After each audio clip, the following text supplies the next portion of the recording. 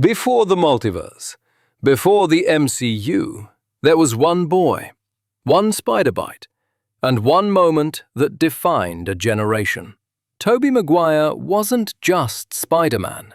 He was Peter Parker. The awkward smile, the trembling voice, the heartbreak behind the mask. For millions, he was the friendly neighborhood hero who made us believe. But then, something changed. A reboot, a replacement, and for many fans, the magic was lost. Today, we're diving deep into every Spider-Man era to uncover why Tobey Maguire still stands tall as the ultimate Spider-Man. Back in 2002, Sam Raimi's Spider-Man wasn't just another superhero movie. It was a cultural phenomenon. It gave us heart, sacrifice, and emotion. Tobey Maguire played Peter Parker not as a quippy teenager, but as a broken soul, trying to balance responsibility with pain.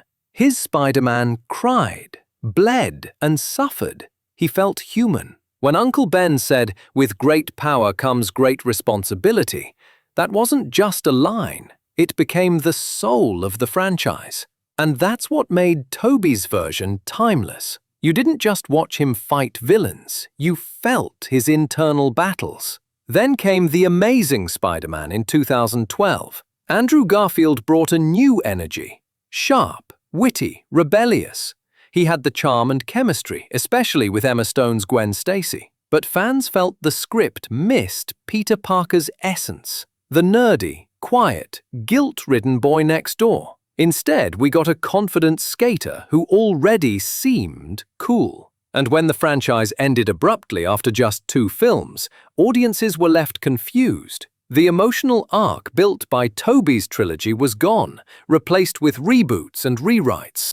Then Tom Holland swung in through the MCU. Young, funny, relatable. He perfectly embodied modern Spider-Man. But here's the catch. He was never truly alone.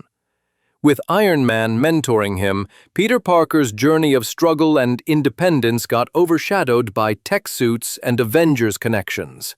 Holland's Spider-Man is brilliant, no doubt. But Tobey's hurt. And that hurt made him real. When Sony replaced Tobey Maguire, fans weren't just upset. They were heartbroken. The story they grew up with, the characters they invested in, MJ, Harry, Aunt May, all vanished without closure. It wasn't just a reboot. It was a reset of emotion. Years of character growth, gone. Raimi's unfinished Spider-Man 4 became Hollywood's biggest what if. And when Andrew Garfield took over, many couldn't help but feel something's missing. Because you can reboot a costume, but you can't reboot a connection. Then came Spider-Man No Way Home, and the crowd erupted. The moment Tobey Maguire walked through that portal, it wasn't just nostalgia.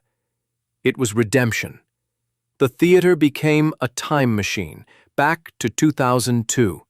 Fans cheered, some cried, because Tobey wasn't just back. Peter Parker was home. That single moment proved it. No matter how many Spider-Men we see, Tobey's version is the foundation. The one who made us believe an ordinary person could carry extraordinary pain and still smile behind the mask. 3 actors, 3 eras. Each brought something beautiful to the web-slinger's legacy. But Tobey Maguire, he brought soul. Because for us, Spider-Man isn't about swinging the highest. It's about falling and finding the strength to rise again. This is World Watch, and this was our viewpoint about the legend of Spider-Man. Don't forget, with great power comes great storytelling.